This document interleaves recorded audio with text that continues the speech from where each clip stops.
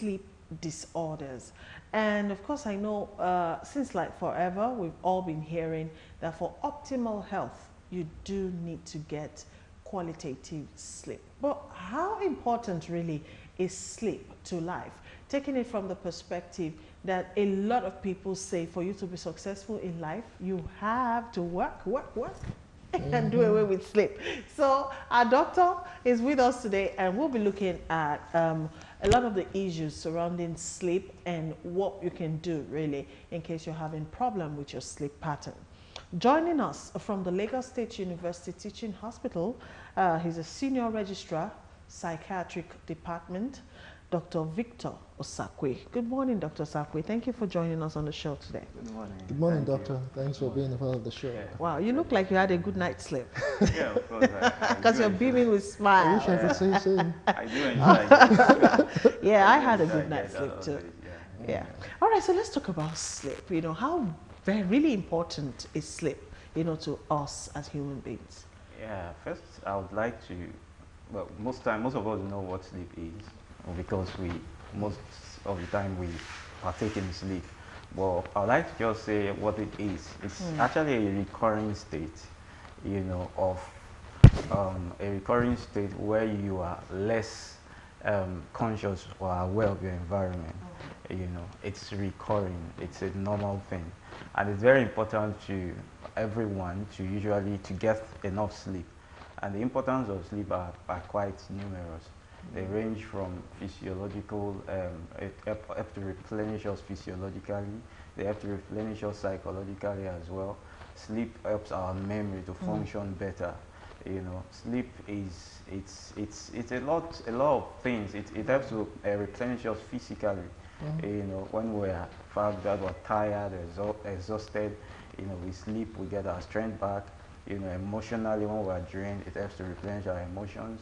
It helps to, you know, it helps growth in general. Yeah, that's why there is it's a known fact that children usually spend a lot of their time sleeping because they are usually in the growing age. A lot of growing is taking place. So sleep is very important. The importance of it cannot be overemphasized. So if So I what keep happens? sleeping, I'll keep growing? Is that what it means? That's for children. Just kidding. Yeah. Okay, but what happens when you cannot or you don't really get enough sleep? And before you even answer that, how much sleep is the average human supposed to take per day? Yeah, you expect to have an average of at least 8 hours sleep. I mean, you're expected to sleep 1/3 of the day. Your Of lifetime. the day. Of the day. That's a lot of hours, you know, to take a nap. Because motivational speakers will tell you, you know, that successful people, while you are sleeping, they are working. So you wonder, is it that I should do away with sleep totally? How do you juggle that? Well, what I would say to that is very simple.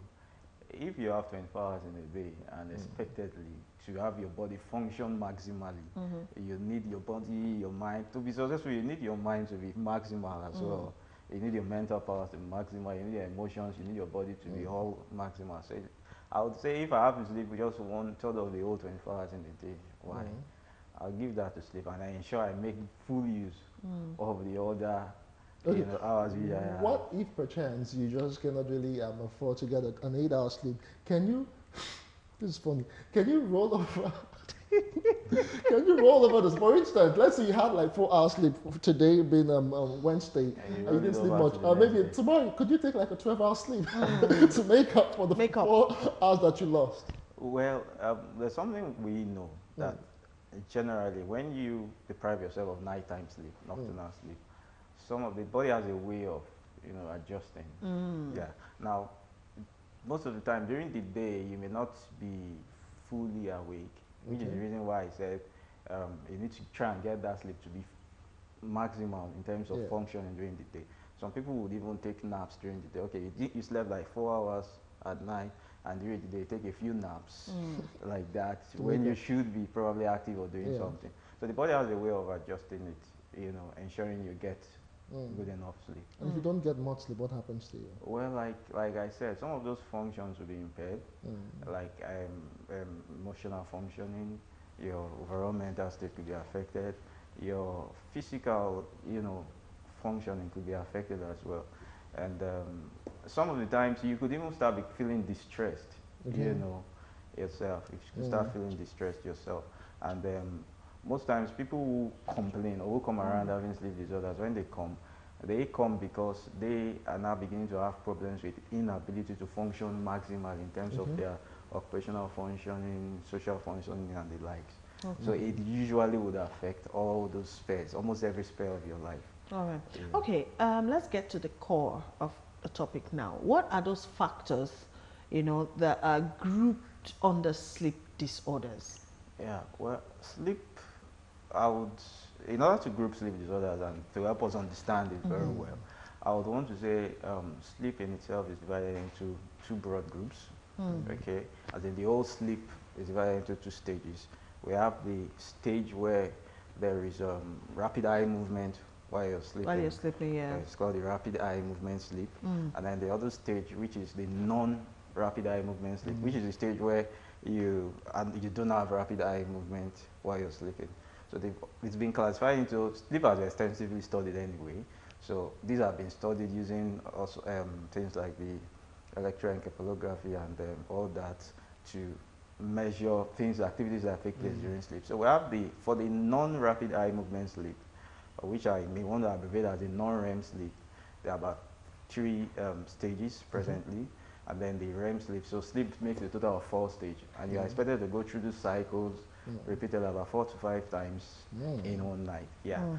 Now, the disorders, the problems that are associated with sleep. Disorders means, okay, any abnormality that occurs while during these periods that can be distressing or can impair functioning, so it becomes a disorder.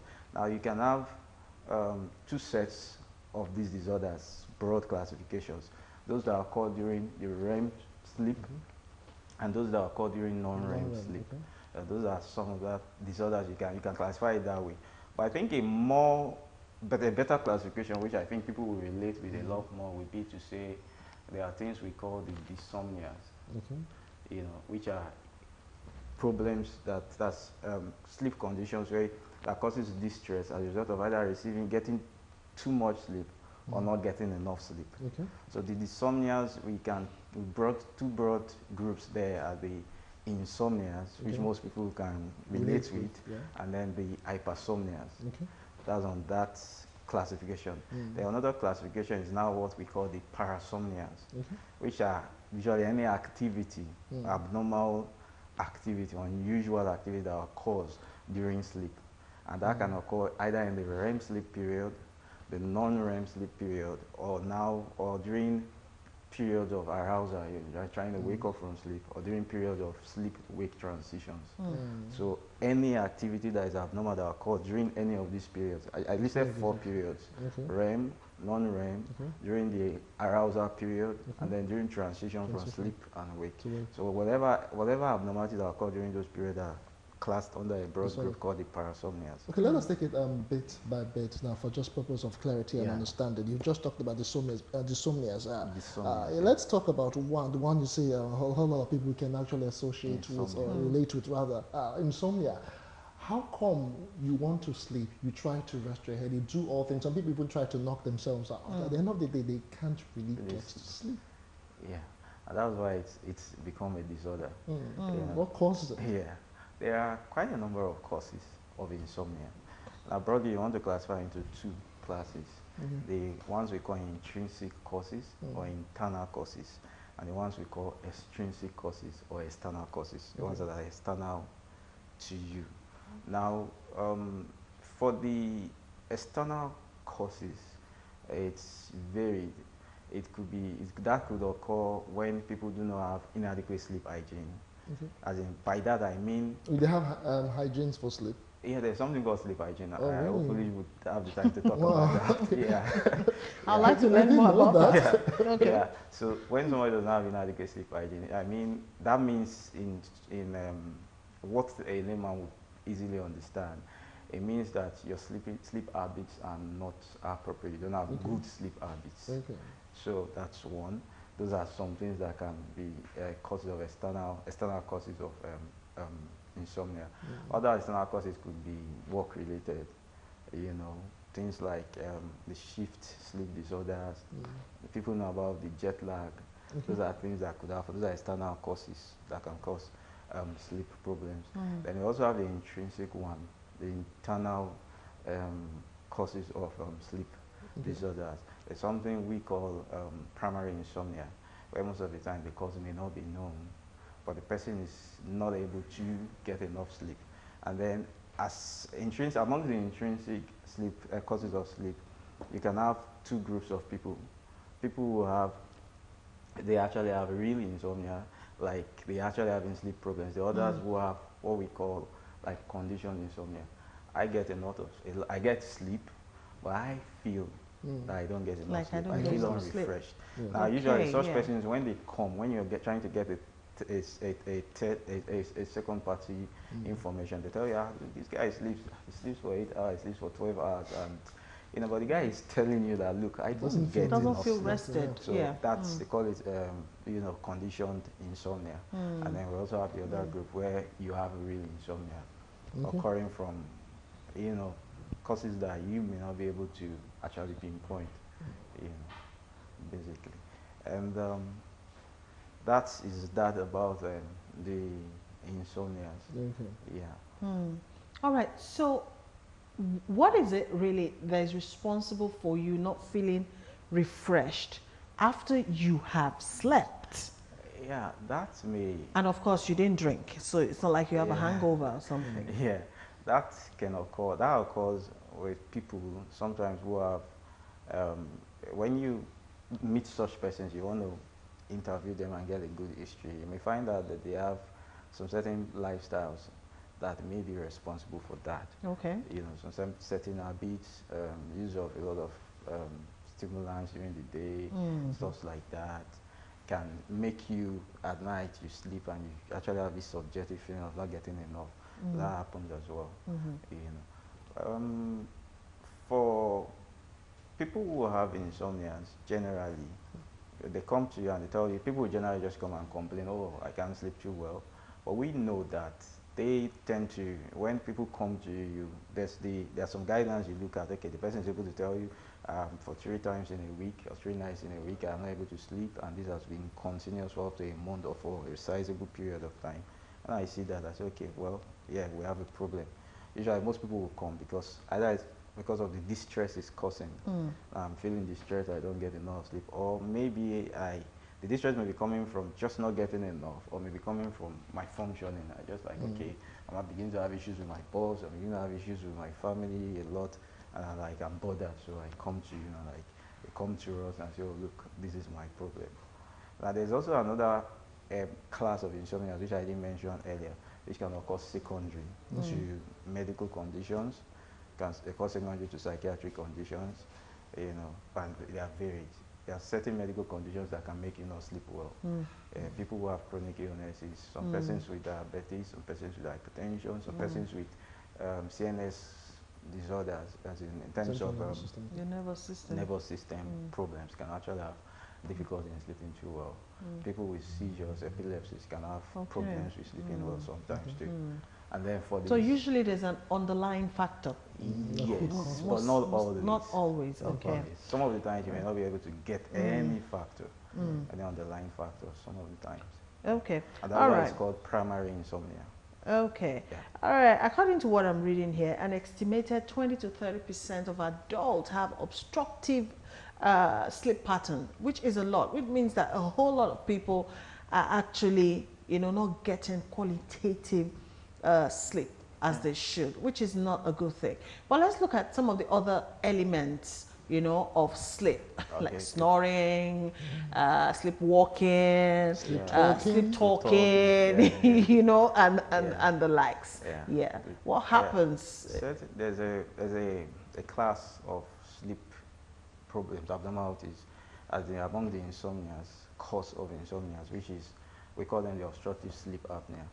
That these people are the people who tend to snore a lot, you know, and they snore, and there's some things have been found out to characterize people who are likely to have or who have these kind of problems. Sometimes it's found to be associated with people who are big, you know, obese In persons. size, okay. Yeah, maybe I've suggested people who have some form of malformations in their, their ear, nose, throat area, Okay. and all that. Okay. So those are some conditions. We call it obstructive sleep apnea. It can also be a sleep. That can be a complaint. Somebody can come and say, look, this guy snores a lot, and it's something you need to look at.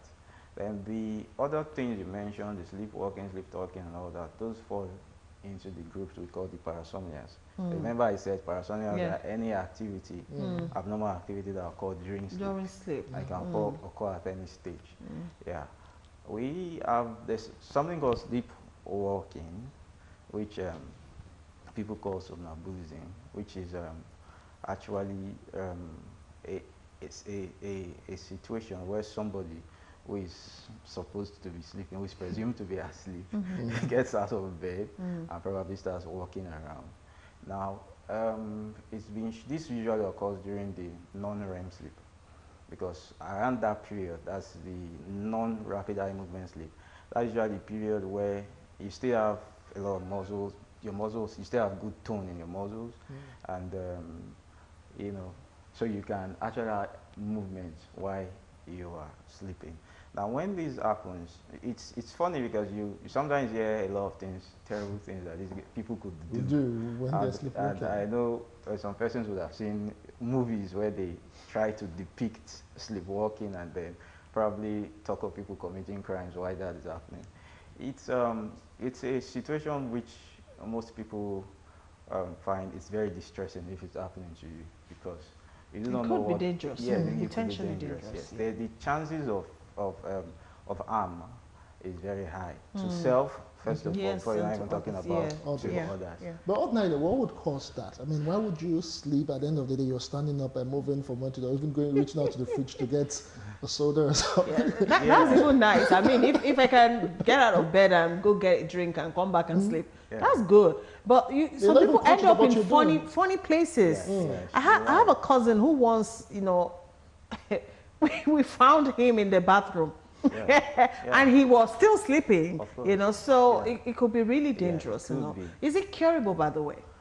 Yeah, these things can be treated. Okay. Yeah, it can be treated, because I don't want a situation. When a patient comes to me, I don't want a situation where this person, after seeing me as a psychiatrist, now goes back and gets into some form of harm, or probably does something not exactly right.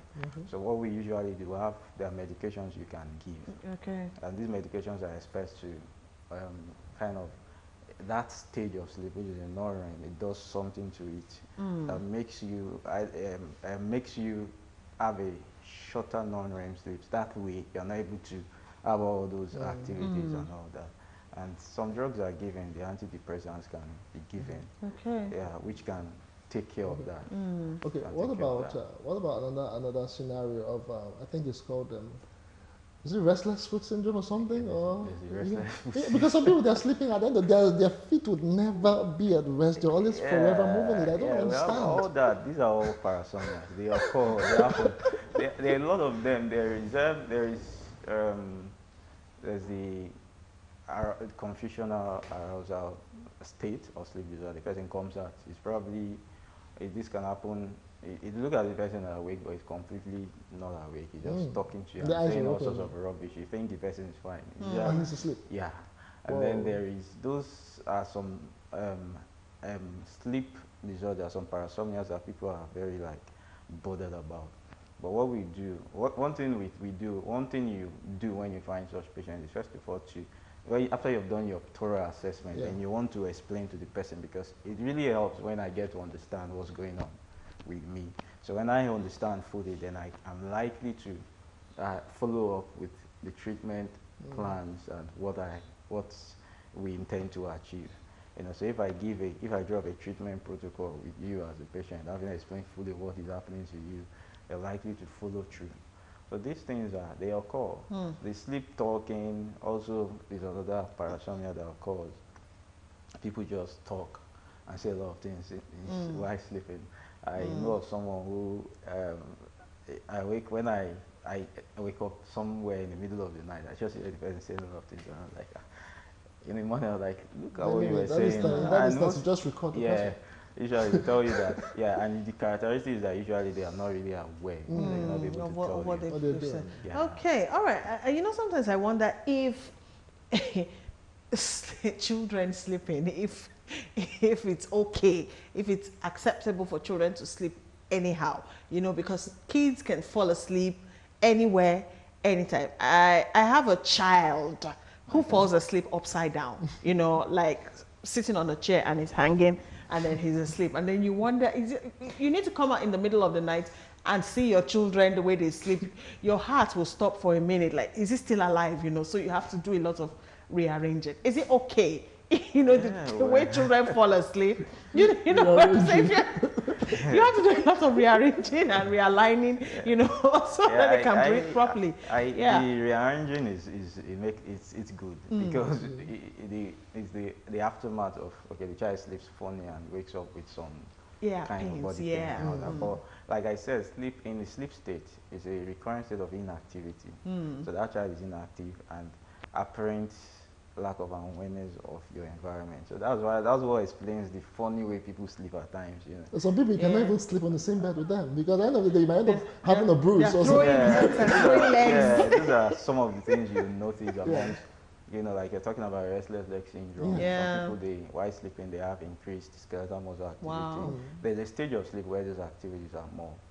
Usually in the non-REM sleep, they are around the stage. There's 1, 2, 3. I think around stage 3, 2, 3 stage, you could find some excessive hyperactivity involving the muscles. It's usually the REM stage of sleep. That's where you have your muscles, loss of muscle tone, and a lot of the person is more like you're paralyzed. That's the stage where you can be sleeping, and there's even something called sleep paralysis that occurs in that stage. That may be excessive, but yeah, you know, that's the stage of sleep where you are almost not able to jump out of bed, you know, and that's the stage that you have nightmares. Okay, and all that, it's like you're actually like dead to your body, that sort of like thing. that. Okay. They call it, some people call it paradoxical sleep. That's the brain is very active. That's why you can dream and you can have nightmares. Okay. But some organ systems are very active, but the muscles are, you know, almost like they are Totally paralyzed. relaxed. It's Okay. All right. You know, I heard somewhere, on a lighter note though, that never marry a man until you spend the night with him. Not for any activity, but to see how he sleeps. Okay. All right. We're going to take a quick break. When we come back, we'll be talking about sleep and how it affects your cognitive, sleep and mental health. We'll be right back after this very short video that illustrates the importance, the benefits, and tips also on how to improve on your sleep quality. We'll be right back. Okay, that was a very short and sharp video about sleep, and I think I agree on all of the points. Meanwhile, that video is courtesy The Healthy Nerd. Back to Dr. Victor Osakwe. All right, so everything in that video is correct.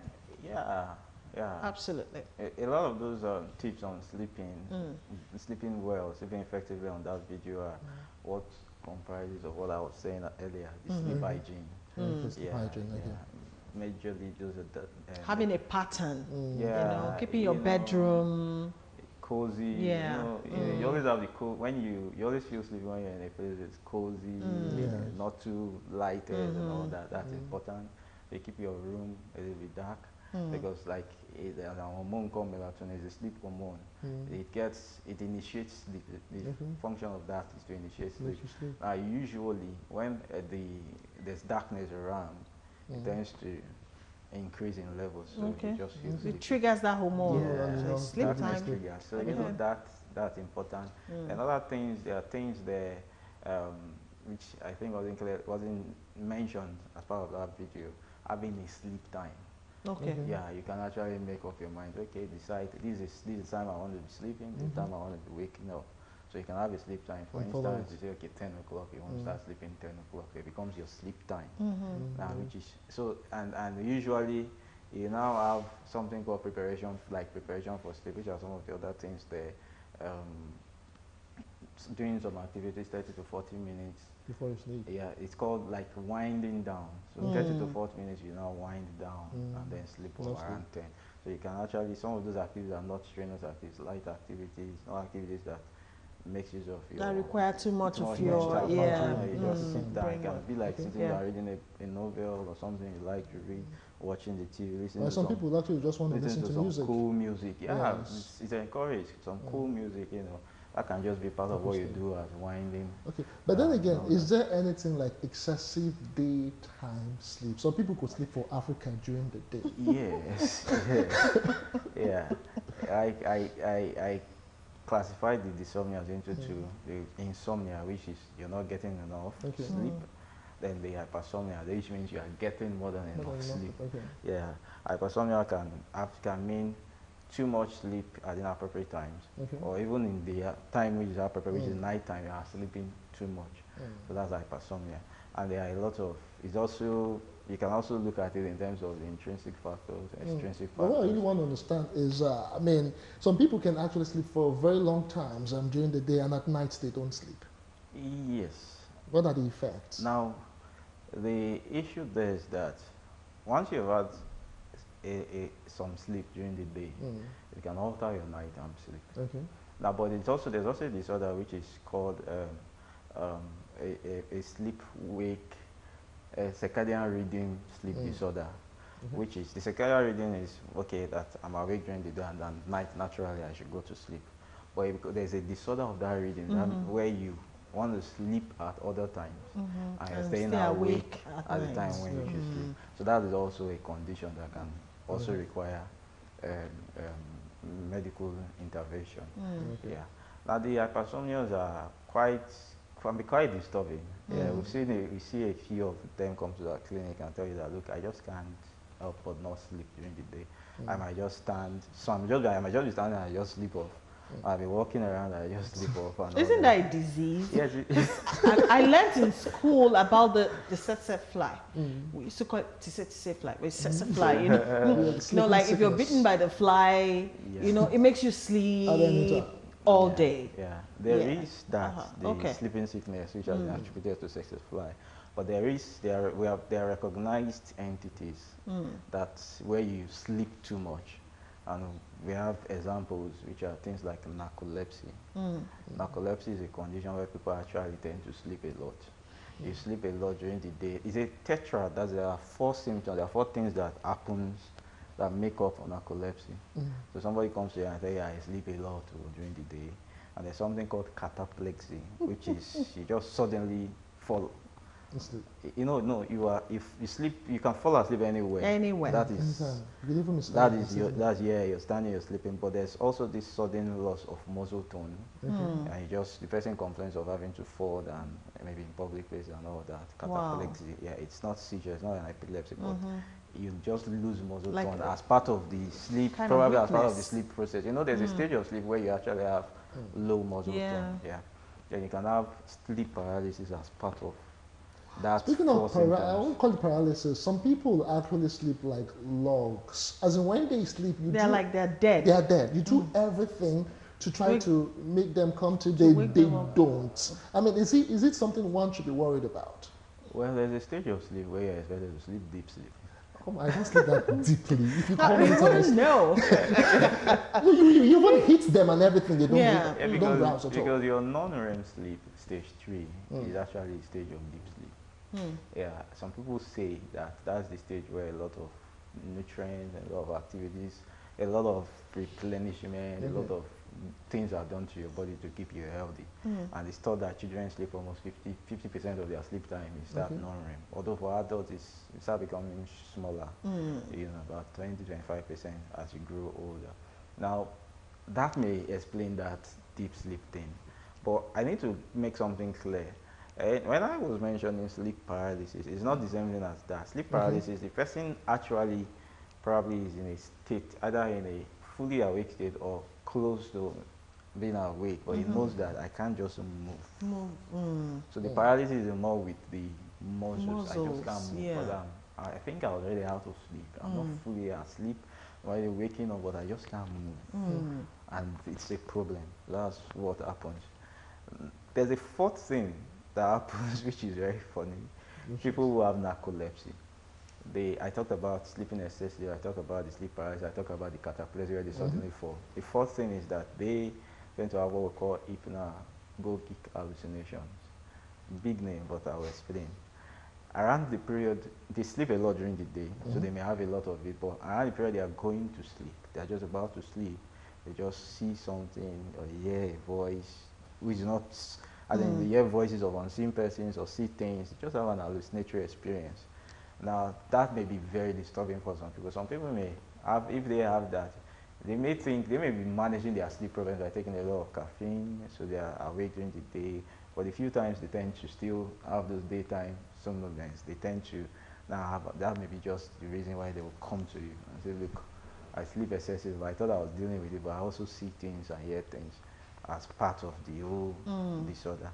So that is some, we find some cases like that. Also another, although not common, where people sleep a lot, they also come to you. They call it the Klein-Lewis syndrome, which is a situation where people sleep a lot, one. And the other symptoms that are associated with it is that there's something called hyperphagia. The person tends to eat a lot as well.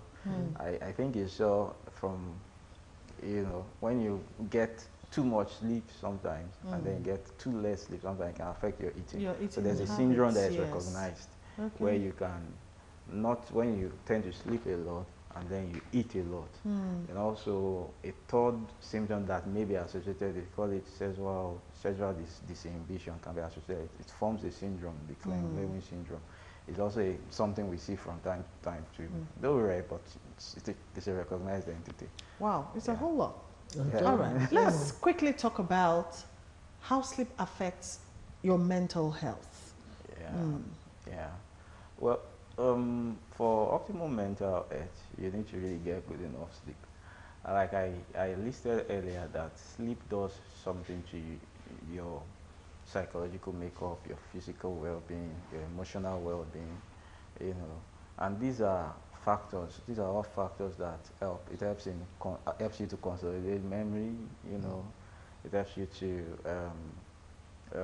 makes you more alive and more active and all that. Now, these are factors that contribute to a stable mental health.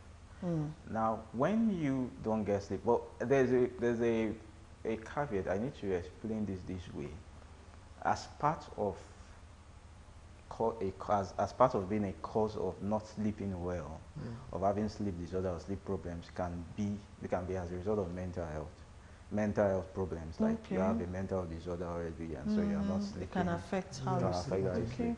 But also on the other side, when you tend to not sleep too well a lot of times, and all that, it can affect, it can worsen or probably lead you to having some form of mental health problems as well, in the long run. Because if you're not replenished emotionally, and your memory is not functioning too well, there's a possibility for you to begin having some inabilities in doing certain things that may not turn out to become, I now have a mental disorder, as it were. So it's advised, like we even teach our patients who come to us about we explain a lot of sleep hygiene some of the times, and then we even explain to them why they need to get a lot of sleep. As it were, the brain, when you talk about mental disorders, we're talking about disorders that like sometimes we say something like, okay, some doctors fix the hand, fix the leg, we psychiatrists will fix the brain, that kind of a thing. So if the brain is a part of you that controls, that controls sleep or works during sleep, because some of the organs in the brain, parts of the brain, the hormones in the brain that regulate sleep, that they are all there in the brain. So if the brain is the part of you that gets to do a lot of that, and now you're coming to us with maybe one mental health problem or the other, with depression or whatever it is, and which is also a function of the brain having some form of disorder, and then you're not getting enough sleep, you might just be worsening that problem. So usually I encourage, night videos, going for videos rather, you may need to cut on some of these, or they need not to go and things like that. So overall, to have a good mental health, you need to get good sleep. Okay, doctor, let me just quickly take this message. This one says, I am Rose from Jos, Plateau State.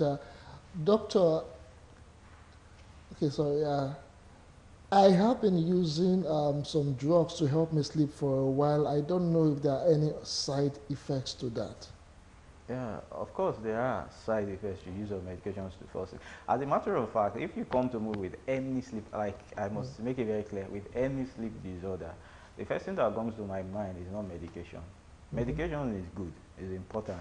We use medications for a lot of sleep disorders, but it's usually not the first thing in terms of managing sleep problems. I've talked about, you understanding what the problem is, and there are things like sleep hygiene, changing your habits and all that. You may even adjust your sleep pattern as it were without even using medications. And then because some of the medications that people use to initiate sleep, the benzodiazepines, they have their own problems. They have their potentials for what we call dependence or addiction, as it were, such that you cannot now get sleep until you use that medication or until you use a higher dose. You might start by using, let's say for instance, you have to sleep with 5 milligrams of the popular one which you can get maybe less of time. Subsequently, you have to now increase to 10, subsequently to 15. We've seen people who use as high as maybe 30, 40 milligrams before they can sleep. To induce sleep. So yeah, so those are some side effects you can have. And for this person, I think I would just advise, if you have sleep problems, you may just need to see a specialist or someone who is a professional in this area, so that you can assess and find out, okay, is there a secondary cause of this that we can deal with? If there's no, if there's a primary insomnia, can we now look at it and, okay, what can we change? What can happen? And maybe look at better medications to help. Okay, it might just be proven. The medications are varied. There are medications I can give for someone who has difficulty falling asleep.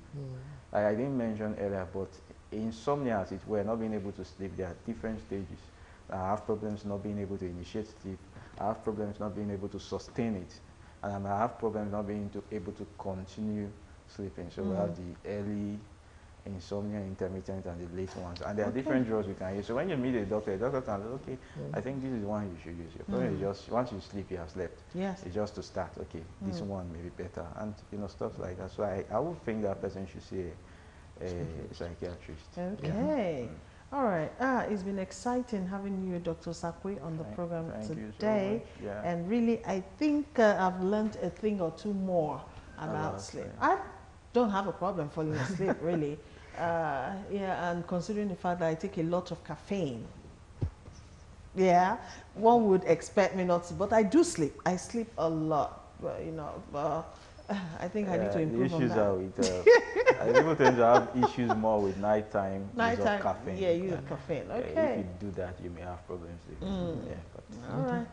All right, the gist is sleep is important. Very Everybody important. needs qualitative sleep so that your body can function properly and you can be in the right frame of mind every time. Many thanks to our studio guest, Dr. Victor Sakwe. Thank you so much, Doctor. Thank you, Doctor, for coming. He's a senior registrar, psychiatric department at the Lagos State University Teaching Hospital. All right, keep the comments coming in, but this is where we have